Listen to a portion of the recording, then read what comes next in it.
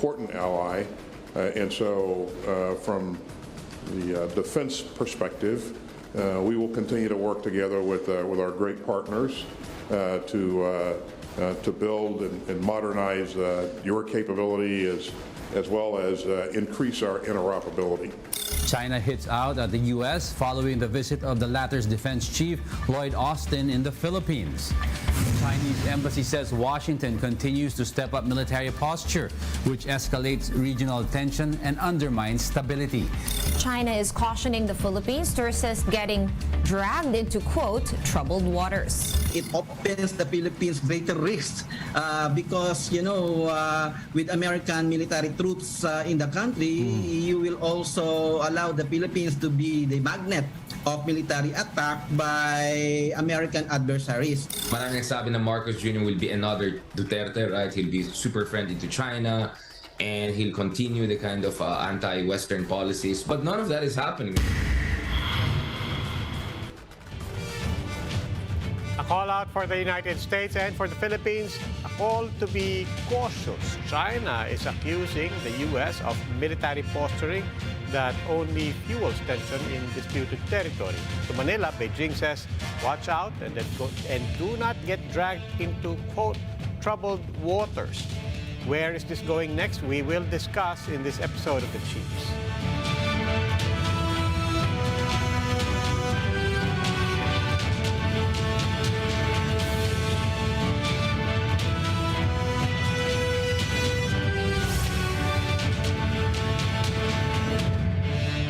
Welcome to The Chiefs. Ako po si Robbie Alampay at maya-maya po makakasama rin po natin si Ami Pamintuan, Editor-in-Chief ng Philippine Star, at mamaya rin si Ed Linga will be here with me in the studio in Mandaluyong. But for now, we go straight to our guest, political analyst Richard Herdarian. Professor Herdarian, welcome back to The Chiefs. Mukha tayong dalawa muna. Pleasure as always. Sige, let's pick it up from what you said. Yeah. Is this a surprise?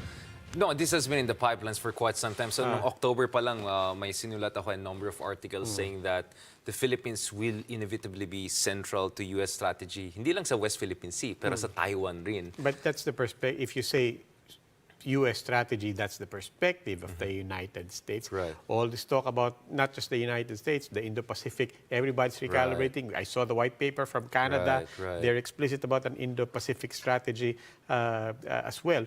But when you say that the Philippines will be central, Right. that's taking it from the perspective of the Americans. Definitely. But did we think that the foreign policy of the Philippines under the Marcos administration would look this way?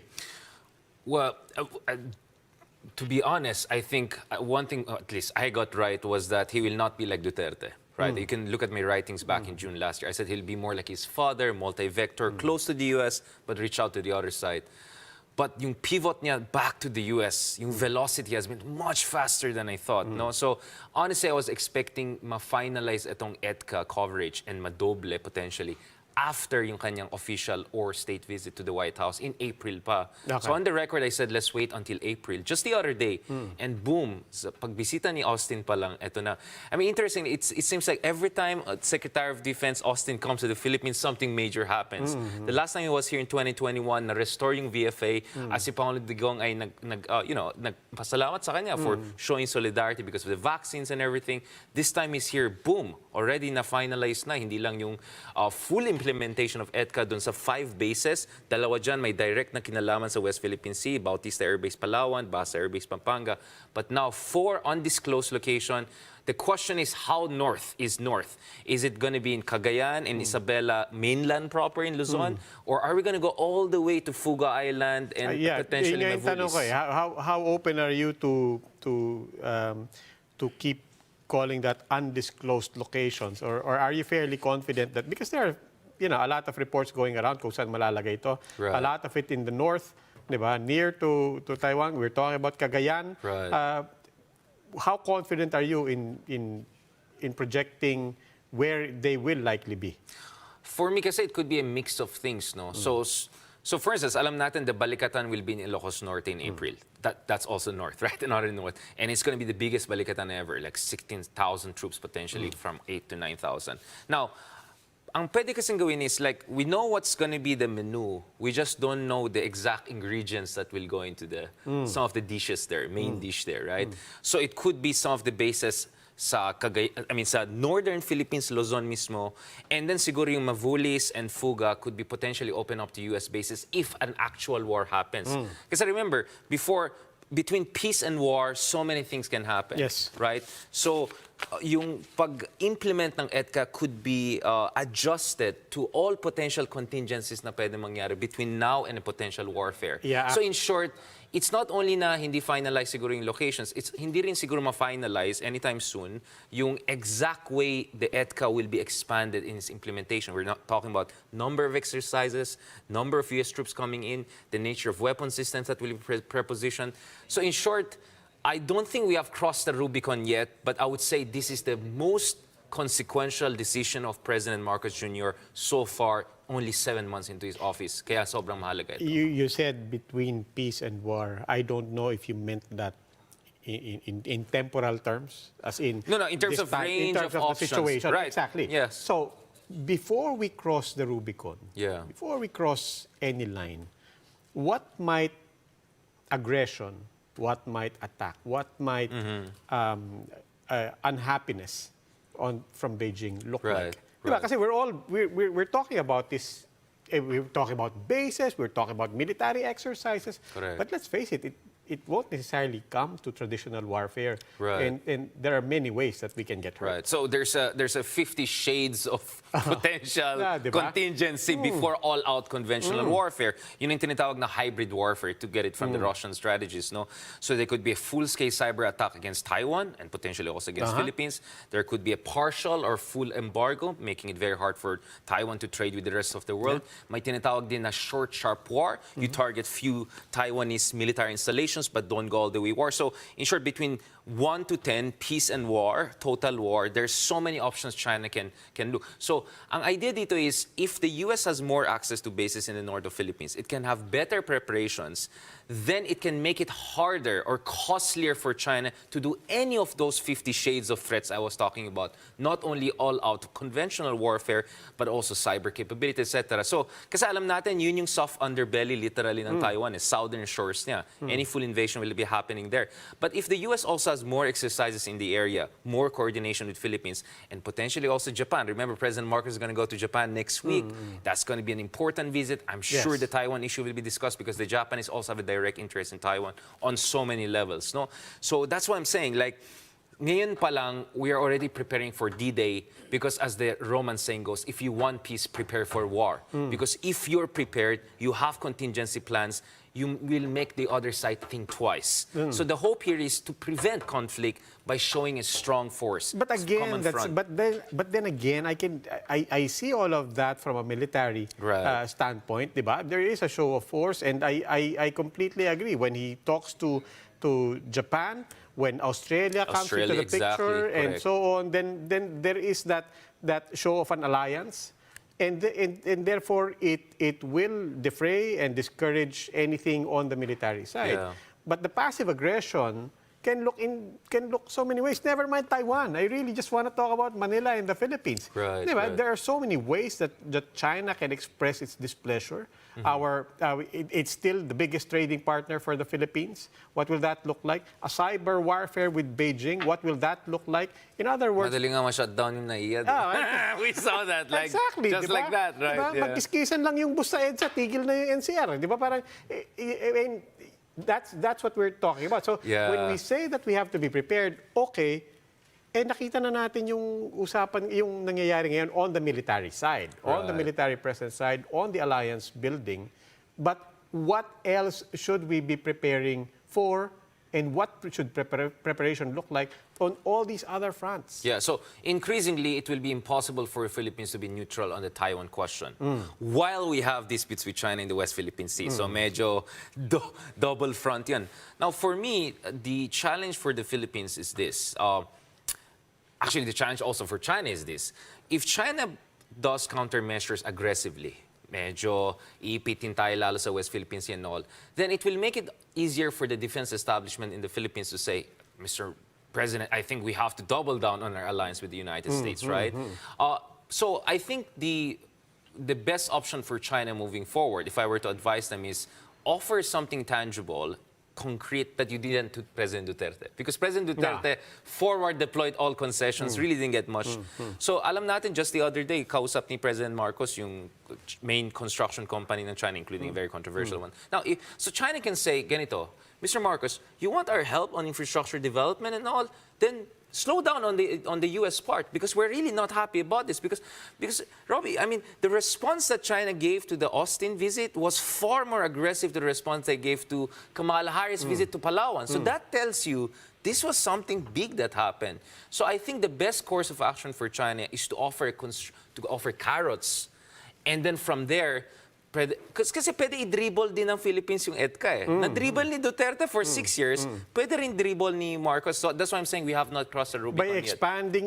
By expanding EDCA locations, that's an expression of dribbling? Dribbling the full implementation of EDCA and dribbling the American access to the 4 additional bases, right? I mean, as I said, the number of exercises, the nature of access, the nature of weapon systems, pwede mo pa rin negotiate lahat yan. Okay. Then iiwan muna natin ang US and China on the question of dribbling. Therefore, how would you now rate President Marcos in his foreign affairs game?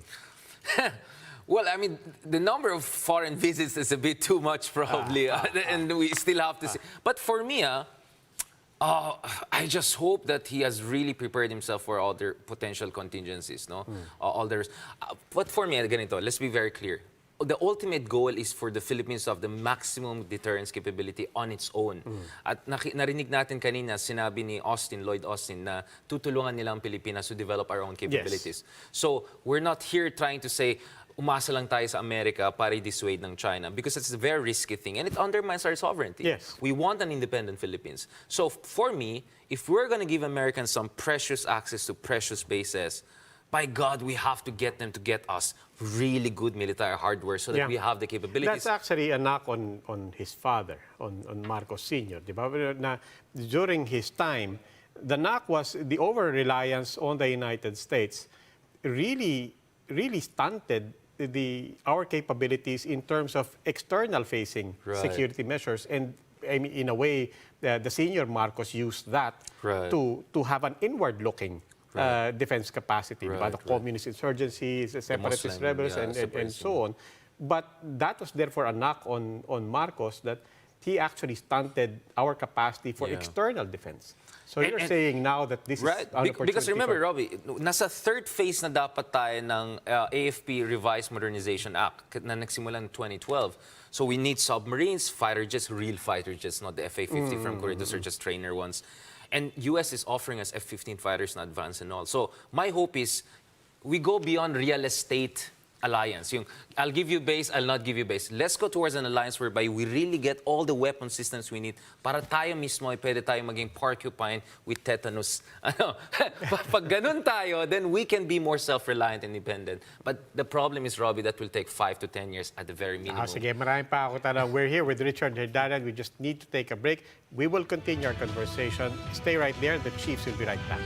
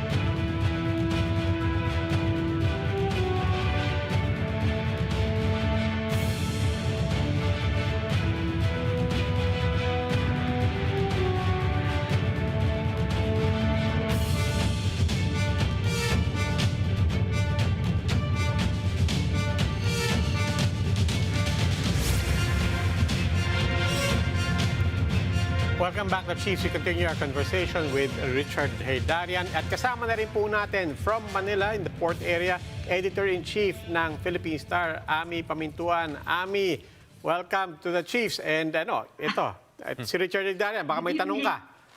Good. Sorry, I'm late. Richard, late last month, merong story, no, na a 4-star U.S. Air Force general issued a memo to his men na maghanda daw for war with China, which he is projecting to start in 2025.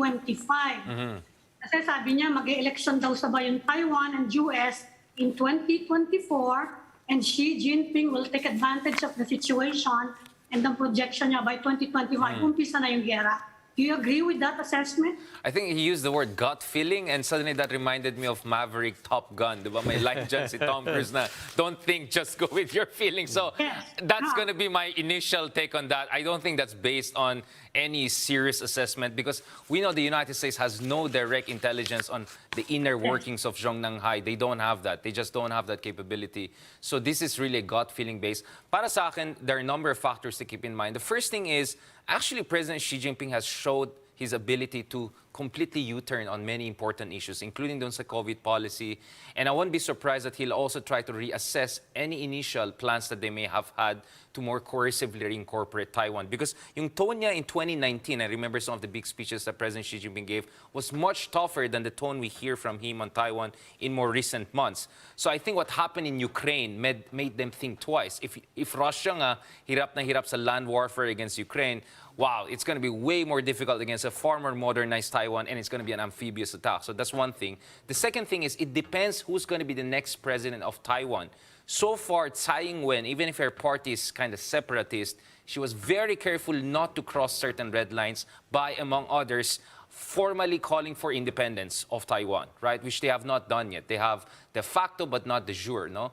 And so mahalaga dito yung magiging next leader ng Taiwan, whether the next leader is more anti-China and more explicitly separatist. So that's also important. And the third thing is, kaya nga mahalaga yung EDCA, gaano ka-prepared ang Amerika at mga ibang relevant allies, not only Philippines, but also Japan and Australia, who will inevitably be involved in any contingency. If all of these allies prepare sufficiently, then that could make China think twice. That's why most experts, I don't know about the gut feeling of this Maverick Top Gun people in the U.S. Air Force, but most experts will tell you that it's unlikely we're going to have war in the next 5 years or so at the very minimum, no? But yes, there's also another aspect here. I'm sure the hardliners in China are thinking like this, because pag titignan mo in the next 3 years, actually China has a comparative military advantage over US, because ang US ngayon ay spread all over Europe problems, Middle Eastern problems, and now Asia problems, while China is concentrated here. So the US will not be able to reposition its naval posture up until 2026, 2027. So if you're a hardliner military official in China, you would want to strike now. Richard, but I don't think that's Xi Jinping's way of thinking. May tanong ako dyan. You mentioned the hardliners in China, and I think this is related to Ami's question. Talking about 2025 elections in the United States, that's a political year for us as well, yeah, for midterms, Taiwan as well, and so on. But I want to understand and that basically goes to the reminder, all politics is local. Diba? Sure. You mentioned the hardliners in China. I want to understand something about Xi Jinping in China. We keep taking it for granted that, we keep saying, this is a president for life. He showed his muscle, diba? Parang wala namang kalaban yan diba? And you mentioned yung papalit-palit, he can change his decision anytime. That's a luxury for somebody who's really very powerful. In charge, yeah. But what pressures is Xi Jinping actually subject to? Is there actually a vulnerability there that local politics in China figures into how he might be thinking by 2025 or over the next 5 years? Yeah, as I said, if the U.S. doesn't have direct intelligence to what's happening inside Zhongnanhai, Wala ka rin. then no experts has it. So anyone who says, I know what Xi Jinping is saying, Wala all ka. of these people writing biographies, they don't know what they're talking about. But the problem is, but we know what are the bigger structural problems for China, right? And Xi Jinping is more or less a rational person, so we can at least anticipate the next moves, no? So clearly, one big problem for China is a slowing economy. no? So I'm not sure picking a big warfare is the best thing while your economy is slowing down, unless you're so desperate you want distraction. But I don't think China is in such a bad shape whereby they desperate. Kasi yun ang problema sa Russia, di ba? The country is so much in trouble that Putin needed distraction. Yeah. That's why they went for war. So you don't want the corner beast. I don't think Xi Jinping is a cornered beast. I think Xi Jinping is a humbled, massive force on the global stage and is rational enough to recalibrate. The other thing, of course, for China also is, pati sila, they're still modernizing their armed forces. Eh. So nakita natin some glimpses that they're catching up with the US dun sa ginawa nila exercises around Taiwan. But China is an untested military power. The last time they went to conventional warfare, they got humiliated by tiny Vietnam in 1979. So I think the Chinese are rational. In short, the risk appetite of Xi Jinping is much more calibrated than, let's say, Putin. Okay. And that gives me Sinabi naman ng US government, yung sinabi ni General Minihan, it doesn't reflect thinking in Washington, ano? Pero just in case nga, paano kung mangyari magkaroon ng miscalculation, quote-unquote, in the South China Sea, magkaroon ng some kind of armed encounter. Right. Ngayon ang criticism ng mga tao rito sa EDCA. It's putting us at risk.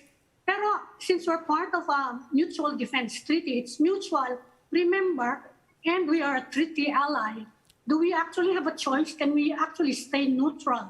Kung Allies can't be neutral. Magkaroon nga ng ganyang problema. Allies can be neutral, especially when an actual war happens. As a good friend of mine put it in Washington, D.C., he said, not in government, but sinabi niya, imagine a situation like that. May gyera dyan sa southern Taiwan, namamatay yung mga sundalong Amerikano, andito lang yung mga troops ng Philippines sa Mavulis at Fugat. Sabi na, ay, neutral kami dyan. The moment we do that, patay na yung alliance. There's no point in having any alliance anymore. And the Philippines will be in a very tough position. Kaya ngayon pa lang, we have to pivot and we have to make some big decisions and preparations right now. So that's really the dilemma we're facing right now, because of our geography and also because of our position. Okay. So let's go back here to the Philippines. Let's go back to President Marcos. So we're talking about how he's handling these two giants. I mean, the metaphor, of course, is that we don't want to get trampled underfoot sa away nitong dalawang giants. But is there any other way of looking at it? Well, for me, that's why we're looking forward to what's going to happen in the Japan visit. Remember, everyone talks about the two big elephants. No one talks about the giraffes and the lions and hyenas and all. I mean, Japan is a third largest economy in the world, and it's going to double its defense spending over the next 5 years to 2% of its GDP. It's going to allocate hundreds of billions of dollars to build its capabilities. Australia, because of AUKUS, will have more capability here. So what I'm going to watch out for, Robbie, is not only what we do with the U.S., but what we do with Japan, with South Korea, with Australia. Remember, let's throw in ASEAN. How do you see the term is integrated deterrence. Let's throw in ASEAN. What does this signal to ASEAN? How do you see ASEAN playing a role here? There's no ASEAN when it comes to serious military issues. There's no such thing as ASEAN. There's Singapore, which is close to the US, but reasonable relations with China. There's Indonesia, which has its own concern with China, but doesn't want to get involved. And then there's the Cambodias and Laos and Myanmars of this world, which are too dependent on China to say anything. So there's no ASEAN to speak of. This is my problem with the critics of EDCA. I completely get your point. We don't want the Americans to come here and trample upon our sovereignty. But what's your solution? Because if your solution is, hihingi tayo ng tulong sa ASEAN, give me a single evidence that ASEAN has really helped us in the West Philippine Sea dispute. It's the opposite. ASEAN has enabled China by not even bothering to make a direct criticism of what's happening on the ground. And there are a number of ASEAN countries. Vietnam has taken a stance. Malaysia has taken a stance. Vietnam and Malaysia have taken a stance. But the point is, are we developing our relations with them the way we should? Remember, matagal namin sinabi, forget about the code of conduct negotiations under ASEAN. It will never go anywhere. Do a code of conduct with Malaysia and Vietnam, because at least yung dalawang bansa na yan may respeto sa UNCLOS at yung arbitration award natin. That's why for me, I don't believe in ASEAN multilateralism. I believe in intra-ASEAN minilateralism, working with the few countries who really matter and who are really going to help us, who also have the stakeholders guts. In the South China Yes, Sea. exactly. Malaysia, Vietnam, that's it. And to a certain degree, Singapore and Indonesia, the two big brothers within ASEAN. But ASEAN as a whole, wag tayo umasa dyan. We're just fooling ourselves here. What about India? Are you seeing a greater military role for India? They have indicated that they want to get involved in this region. It's an Indo-Pacific region. Remember, are you saying that? Yeah, I mean, 2017-18 pa lang, I asked Foreign Secretary Jai Shankar about this. And my sense with the Indians is that kasi bogged down din sila sa border disputes nila with China. Yeah. And India is still not fully modernized superpower. They're getting there. So I think in the short run, the best that India can offer us is affordable weapon system. Yung BrahMos supersonic missile prepares us for hypersonic missiles in 5 years. I think they can do that on the sides, help us do some patrols. But you're not going to see any big move by India in the next 3 to 4, 5 years. Bakit kamo? Because India is also reorienting its military. It's too dependent on Russia. And they don't like that, but they have no choice. So we won't see a full-scale Indian involvement in this part of the world in the next 3 to 4, 5 years. But yes, the picture will be very different in 10 years from now, Amy. That's why I'm saying ngayon pa lang we also have to reach out to India. So I hope President Marcos also visits India in the near future. Wala bang moral, They have doon? Wala bang moral they have pressure doon? stealth ships, huh? Oh, I mean, wala bang moral Yeah. pressure doon? I mean, in India, for that matter, Australia, worked so hard on this Indo-Pacific reframing of the political order, this multipolar proposition. Now, this is how we should look at the world. I'm not saying that they send ships. I'm not saying that they send planes immediately. But isn't there some, among all stakeholders of the Indo-Pacific thinking and framework, including India, including Australia, isn't there a built-in moral pressure there that, oy, pinaglaban nyo to? And now the whole world is crafting their foreign policies around Indo-Pacific, and then you're not going to get involved in this? Well, I mean, speaking of moral positioning, what did India do with the Ukraine issue, right? They chose to get cheap oil from Russia. So let's temper our expectation. But in fairness to India, I think they used the term West Philippine Sea in some of their discussions with us. So they're more sympathetic to us, obviously, than to China. So I think there's a lot that we can do with India, but wag tayo umasa right away. But I'm saying as early as now, it's a relationship worth investing in, even if the ROI will come 5 to 10 years from now. I think India will be the big force in 10 years from now, and they're much more sympathetic to us. Okay, Richard J. Darren, naubusan na naman tayo ng oras. Always a pleasure having you here. Maraming As always, salamat. Ravi. Thanks, Richard. We will start up another conversation after this breather. The Chiefs will be right back.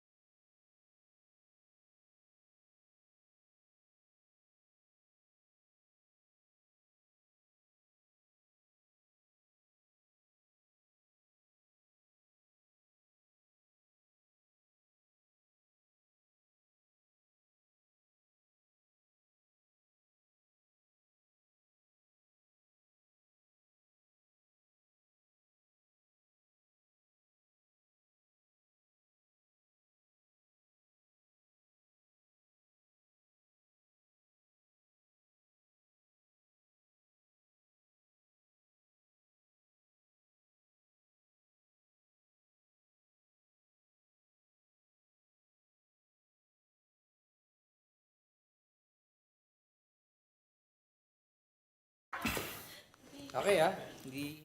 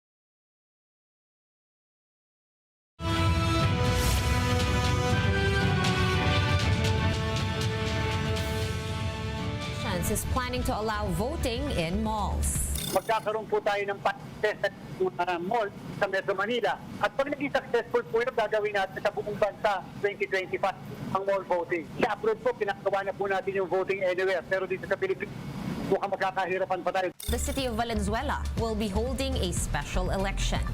That is after Rex Gatchalian, the city's first district representative, was appointed chief of the Social Welfare Department. Kapag lahat po ito ay planchado na, magsiset po tayo ng calendar of activities. At dito sa calendar of activities, kasama po dyan yung special election period na ngayon ay nagaganap nga po sa Cavite, yung filing ng Certificate of Candidacy at kung kailan mismo yung campaign period.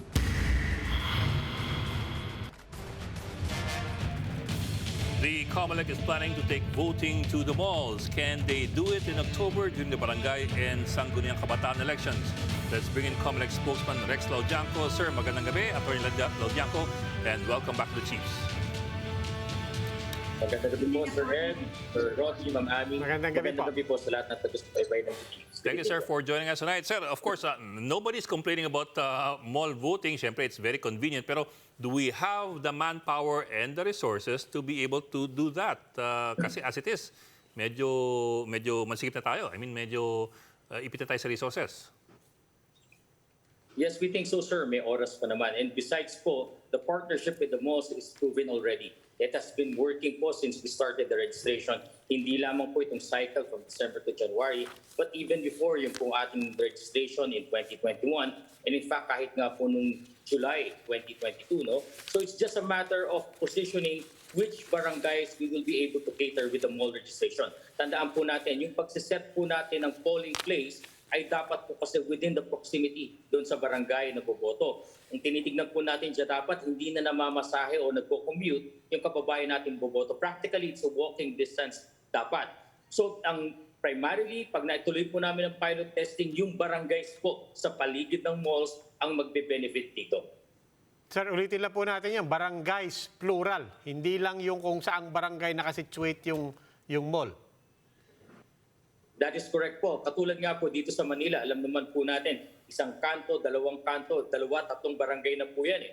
So ganun po yung mangyayari. Yung malalapit po doon sa mall natin, doon na po natin sila i-cater. It's just a matter of transferring po yung precincts na supposedly gagawin natin doon sa mga public schools, ililipat lang natin sa malls, same setup. The electoral boards will be there, places will be provided where the voting will be conducted, at yung security natin mas madali, mas convenient sa ating mga kababayan. Sir, it's a transfer of precincts. It's not an additional precinct or two. That is correct. Because tandaan po natin, yung pong pag-establish ng precincts, first yung established precincts, then we cluster them. It's just a matter of positioning them po dun sa polling places. Precincts may be established independent of the schools po. Nilalagay po natin yan dun sa schools after we have established them. So same pattern po dito sa malls. Na-establish natin ang cluster precincts. Sinong cluster precincts ang malapit at mas convenient na bumoto sa malls, and then sila po yung ipoposition natin na boboto dun sa malls na makakapartner po natin. Attorney, ang inaalala ng mga tao, baka daw madaling mangdaya kapag ganyang nasa private area yung botohan. Is that a valid concern?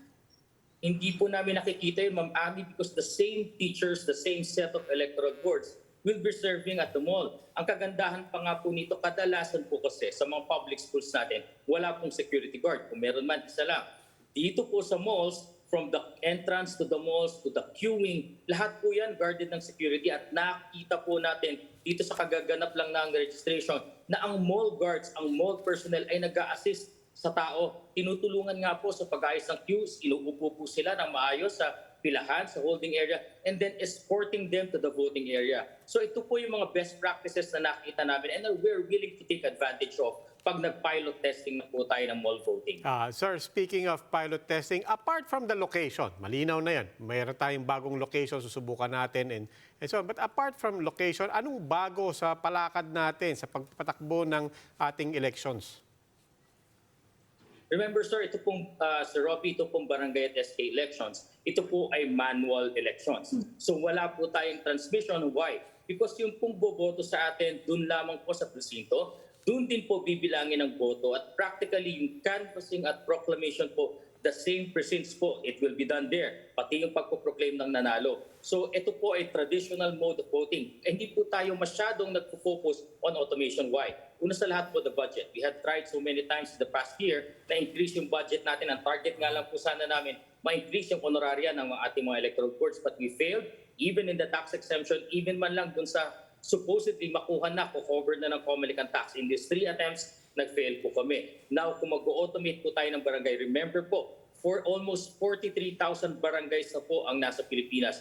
We could only imagine 43,000 sets of ballots na iba-iba yung length po ng haba ng balota dahil iba-iba po yung number ng ating mga kandidato. Piniprint po kasi natin beforehand. Isa pa po, tatagal po yung ating election period, pati na rin yung period ng filing ng ating mga certificates of candidacy. Sa barangay po kasi dahil maliit lamang po barangay, normally around 15 days po before the elections ang filing ng COC. And the next 10 days after the 5 days po ng filing ng COC, yung ating campaign period. Kung mag-automate po tayo dito, we need to prepare months in advance and the COCs must be submitted months in advance. Kung may nga po yan, katulad ng sa elections natin itong nakaraan, as early as October dahil we need to print these ballots. Medyo sa logistics and sa budget po, napakalaki ng challenge po pag nag-automate tayo. Sir, let's talk about the voters naman. Alam mo, one of the things that people were reflecting on during the pandemic at saka nung napopospone itong barangay elections. But during the pandemic, I think one advantage that really happened was that people suddenly discovered their barangays. They suddenly appreciated na mahalaga pala yung palakad dito. Iba yung ayuda dito, iba yung ayuda doon sa kabila. Mas maayos yung pandemic response dito sa amin, mas maayos doon sa kabila. So, are you expecting that because of that there is a heightened, not only a heightened appreciation for barangay leadership, but are you actually expecting na tataas, therefore, ang participation sa barangay elections? Yes, we are, Sir Roby, and we're also capitalizing on that. In the voters' education that we're doing since last year, especially nung second week po ng January, where we went to junior and senior high school students po natin sa schools nila, and we conducted the lectures there, and then after po sa afternoon, nag-register tayo sa kanila. Ito po yung in-emphasize natin. First, we expounded on the benefits and the works of the barangay. Nagulat sila, meron palang agriculture services dapat ang barangay. Hindi lang health services, social, daycare, kundi pati yung peace, medical, lahat po yan. Ipinakita natin ang role ng barangay dito sa ating lipunan.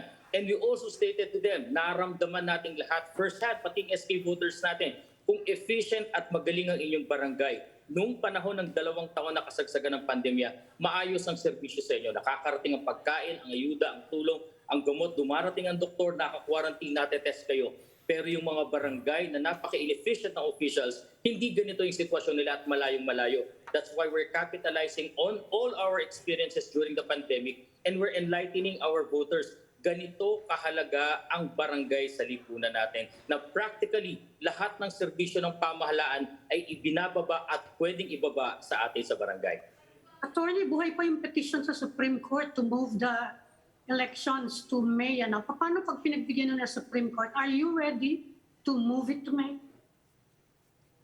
That's correct, Ma'am Ami. During the oral arguments po last year, dun sa case ni Attorney Macalintal versus COMELEC, it's Republic Act 11935 which is in question. So tinanong po kami, if not December 2022, kailan earliest magagawa ng COMELEC ang halalan? If not October 2023 also. And Chairman George Erwin Garcia stated po, boldly stated, that we could do it May 2023 onwards. And because of that po, tuloy-tuloy ang preparations ng COMELEC. Last January 23, we started again the printing of the ballots. In fact po, right now, as I'm looking at the report, we're done with 5 regions. We're done with several provinces also. And these are the priority deliveries po, yung malalayo. So ang mangyayari po nun after na February 2023 election registration board hearing, kung may madadagdag man po sa mga regions na to na botante, yun na lang i-imprenta namin. So the rest po, tuloy-tuloy tayo dyan. The deliveries of the other supplies and equipment, tuloy-tuloy po ang dating. And we are projecting as early as March or early April, ready na po kami at handa na kami mag-deploy. So anytime sabihin po ng Supreme Court, ano man ang petsa ng halalan, May onwards, again po, ready po ang COMELEC. Sir, lumaki at luminaw yung papel ng barangay nga nung pandemya. Biglang sila nagpapamigay ng ayuda and so on down the line. With all these things, do you expect na magiging mas mainit itong barangay elections considering na parang mas malaking stakes? That is correct, Sir Ed. Kaya nga po traditionally, kung mapapansin niyo po to differentiate with national and local elections. Sa national elections, as early as October filing ng COC, hindi namin nakikita pang umiinit yung halalan, napapantayan pa namin, naayos namin. Pero sa barangay po, traditionally, yun nga po, 15 days lang po before the elections ang ating filing. Why? Tandaan po natin sa barangay po, medyo nagiging personal ang labanan. Natakita na po natin doon sa ibang lugar, magkapatid, mag-ama. At ang kahirapan pa po dito, sa magkapitbahay, pag nagkampihan po yung magkakapitbahay sa kanilang kapitbahay, yung isang kapitbahay hindi kumampi, madalas po nag-aaway na sila or may samaan ng loob. Kaya nga po, yung aming binabantay, yung peace and order situation, katuwang namin ng PNP at AP. Logistically, pareho lang din po ang logistics, pero pagdating sa peace and order, mas masinsin po ang pagbabantay namin dahil barangay na po ang tinitignan nating pagtutunggali. Pwede na ba mag-shift? Meron pa kayo ngayong kailangang asikasuhin, May nawala na namang member of Congress, si Rex Gatchalian from Valenzuela. Kumusta naman yung preparations niyo? You have to hold special elections, di ba? Not yet so, Ma'am Ami. Hindi naman po sinasabi namin kagad. To be clear about it, ang sabi po kasi ng Section 9 ng Article 6 ng Constitution, in case there is a vacancy in the Senate or the House of Representatives, a special election may be called to fill that vacancy, and that the senator or the House member elected should only serve for the unexpired term. Kasi may conditions po yan.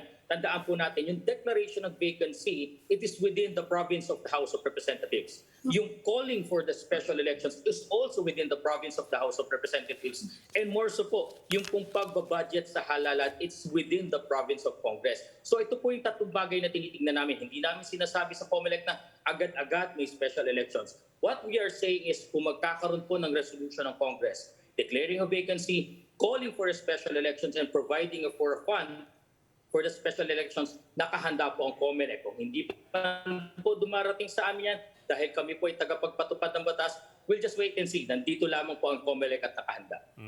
So sir, unless and until that happens, bakante yung mangyari.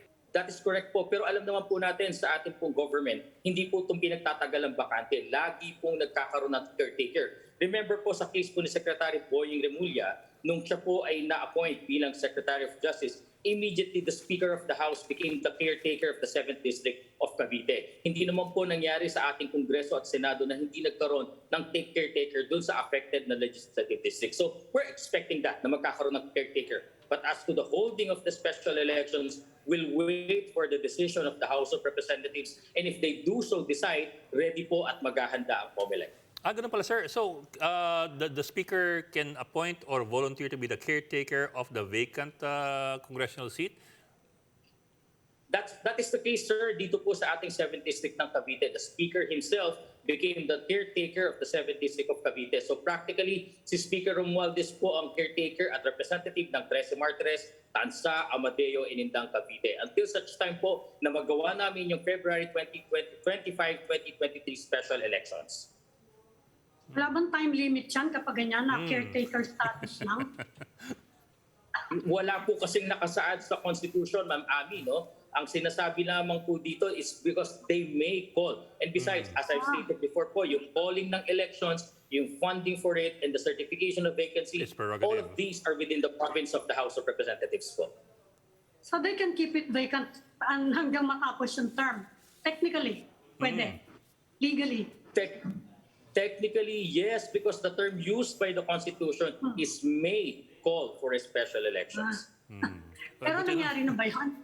Na nagkaroon ng ganyang vacancy and there were no special elections?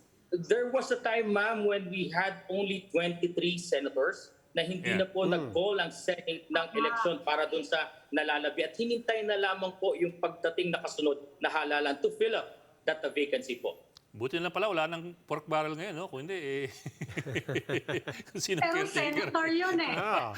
May allocation pa rin yun. May pondo pa rin yun. Kaka 7 months pa lang to. Bakit man? But then again, ma'am, opo, it is within the jurisdiction and call po ng House of Representatives. Kami naman po sa COMELEC ay tagapagpatupad lamang ng laws at kung ano man ang magiging desisyon nila, that will be a law. Kaya po, hinihintay lamang din po namin po. Sir, ano lang, balik tanawan ko lang yung nakaraang eleksyon. It's been quite some time already, and people always say, di ba, after every elections, maraming complaints, there are official protests and so on. Open-ended question lang. Are there any issues that have actually been resolved, whether it's at the level of vote buying or at the level of electoral protests?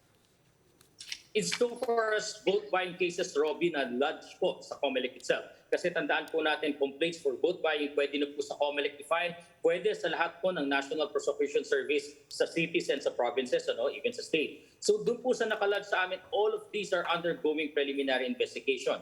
In so far as the protest cases naman po, isa-isa pong nare-resolve at nilalabas po ng desisyon ng COMELEC. In fact, hindi lamang po yung protest, pati po yung disqualification cases. Nakikita niyo naman po noong mga nakaraang buwan, isa-isang lumalabas po yung ating mga decision dyan. May napapatanggal po kami ng mga governors, may nare-retain po, may umaakyat sa Korte Suprema. So kami po ay dumudulog din sa Korte Suprema at sumasagot doon.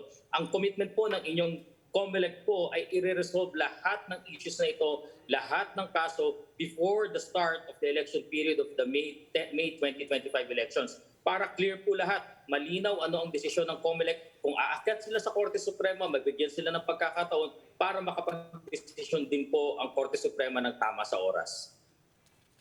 May binanggit si Chairman Garcia noon na two particular cases na malakas daw yung evidence of vote buying nung May. Are you talking about those cases na na-resolve na o ongoing yung investigation nun? Kasi yan daw documented. Right now, Ma'am Ami, these are undergoing preliminary investigation po. Ultimately po kasi cases for vote buying, election offenses po ang tawag nito. Pag nag-resolve po ang Commission and Bank, ang magiging resolve po nito is to file criminal information or not to dismiss the complaint. Kung magde-decision po ang Commission and Bank to file cases, we will be filing criminal complaints sa regional trial courts po. Sa ngayon po, wala pang natatapos na preliminary investigation. Ongoing pa rin po ito at umaasa po kami na matatapos ng iba't ibang sangay ng COMELEC, including the Law Department and field offices, ang hinihintay po namin mga investigations. Sir, sa issue naman ng campaign finance po, I understand, it was, I think, last month lang, the COMELEC already junked 1,000 cases of campaign overspending from 2010 and 2013. But those are, long ago pa.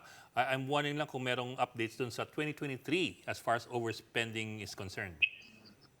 Sir, in 2016 cases upwards, kasama po yung ating 2019 and 2022 cases, all of these are undergoing review. Yung iba po, tapos na yung preliminary investigation, nagkakaroon po ng review at dinadaan po namin ito sa Commission and Bank because the Commission and Bank has to decide as an bank po as a whole sa kada kaso po nito. So at alam natin, medyo marami po siya, pero nakikita naman po lumalabas isa-isa yung decision at tinatapos nga po ng COMELEC at base nga po sa commitment ni Chairman Garcia, they really intend to finish all of these cases before the election season of 2025 starts po. Okay, Mr. Laudianco. Sir, maraming salamat po. Thank you, sir. Thank you, Attorney. Thank you very much, Sir Robbie po, Sir Ed, and Ma'am Abby. Maraming salamat po. Mabuhay po tayo. And that's COMELEC spokesperson Rex Laudianco. And that is all we have for the Chiefs this week. We hope that what was discussed will keep the conversation going. Ako po si Robbie Alampay. I'm Mami Pamintuan of the Philippine Star. I'm Ed Lingao. We are One News, all sides, all the time.